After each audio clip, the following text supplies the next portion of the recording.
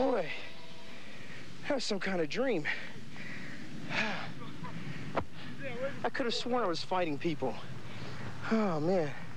Hey, Scotty, are we live yet? Yeah, we're live. Oh, my God, we're live. Oh, my goodness. What's happening here? What's happening?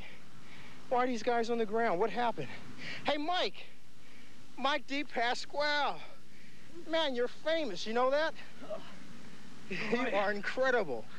I'm Kelly with Channel 9 News. You've always been one of my greatest karate guys. Thanks a lot, I mean, Kelly. Martial arts is your thing. Pleasure to be here. With me is Mike DePasquale, who is the, why don't you tell him what this is? Well, I'm the publisher, founder of this magazine, Karate and Fitness International. I'm also the writing for Muscle Training Illustrated, which is a sister company.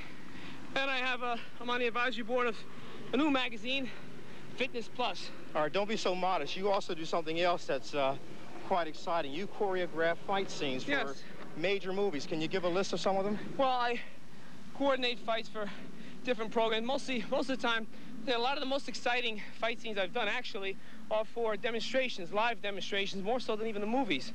Halftime shows for the Nets, shows for muscular dystrophy, King of the Kickboxers, which is a movie which was done out in Bangkok, which I was in.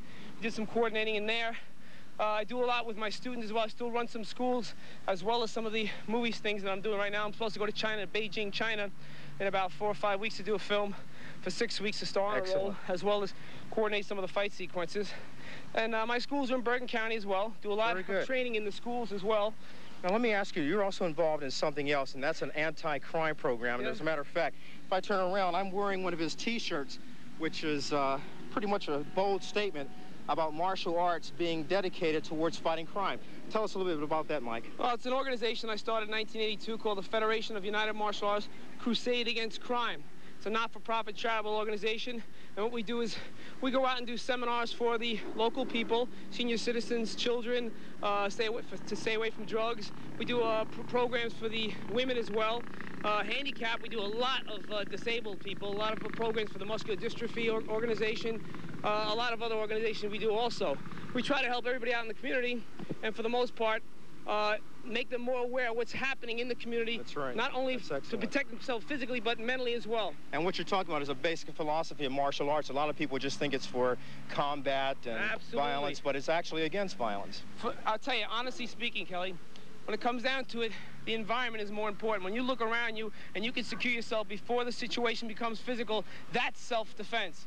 Okay, you have to teach the children, the women, everybody out there today that if they're in an area and they know there could be a problem, look around you. Take a look at your surroundings. That's more important than learning self-defense and trying to combat it when it gets to that point. That's right. Michael, I thank you so much for joining us. As always, I'll be following your career. Definitely. And when you go to Beijing, send me a postcard. Well, if anyone wants to reach me, I'd like to give him my number if you don't mind. The number to call and contact Michael DePasquale is area code 201-573-8028. That's 201-573-8028. He's a genius in his field, and he can teach you just about everything there is to know about martial arts. Let's see some of the guys who are working out some of their routines.